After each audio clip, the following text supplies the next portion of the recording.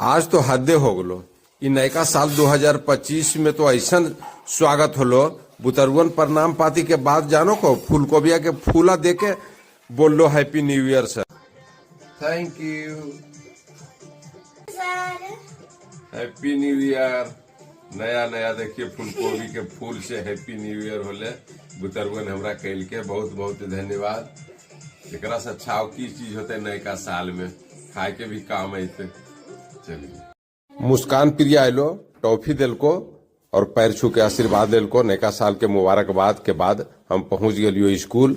हमें और श्याम सर वहां गलियो तो सब बुतरू तैयारी में लगल हलो अपन अपन अथी में। सबके दिल को सर सबके टॉफी ढेर मनी सब बुतरू आके दूध गो दिल को।